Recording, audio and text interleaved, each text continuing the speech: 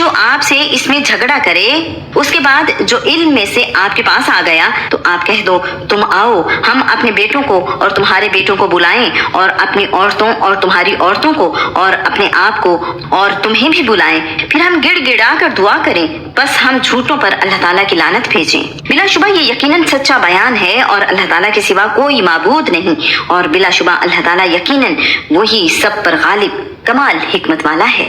اگر وہ پھر بھی منہ موڑیں گے تو اللہ تعالیٰ فساد کرنے والوں کو یقیناً خوب جاننے والا ہے۔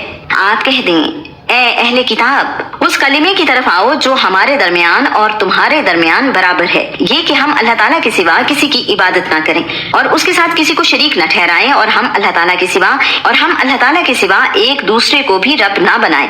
پھر اگر وہ منہ موڑیں تو آپ کہہ دیں کہ تم گواہ ہو جاؤ، بلا شبہ ہم مسلمان ہیں۔ اے اہل کتاب تم ابراہیم کے بارے میں کیوں جھگڑتے ہو حالانکہ تورات اور انجیل اس کے بعد ہی نازل کی گئیں؟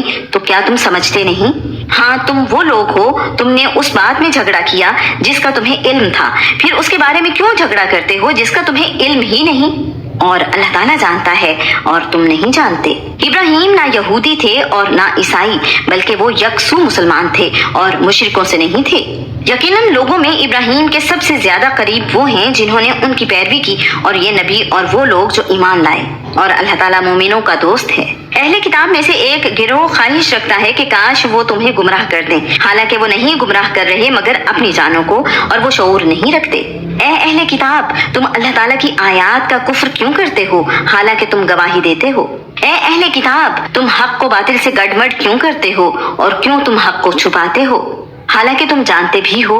اور اہل کتاب میں سے ایک گروہ نے کہا کہ دن کے آغاز میں تم اس پر ایمان لاؤ جو نازل کیا گیا، ان پر جو ایمان لائے، اور تم اس کی شان کو کفر کرو تاکہ وہ واپس لوٹ آئیں، اور تم کسی کا یقین نہ کرو سوائے اس کے جو تمہارے دین کی اتباع کرے۔ آپ کہہ دو یقیناً ہدایت تو اللہ تعالیٰ ہی کی ہدایت ہے، یہ نہ ماننا کہ کسی ایک کو اس جیسا دیا جائے جو تمہیں دیا گیا تھا، یا وہ تم سے تمہارے رب کے پاس جھگڑا کریں گے۔ آپ کہہ دیں یقیناً اللہ تعالیٰ ہی کے ہاتھ میں فضل ہے، جس کو وہ چاہتا ہے عطا کرتا ہے، اور اللہ تعالیٰ بڑی وسعت والا سب کچھ جاننے والا ہے۔ وہ جس کو چاہتا ہے اپنی رحمت سے خاص کر لیتا ہے، اور اللہ تعالیٰ بہت بڑے فضل والا ہے۔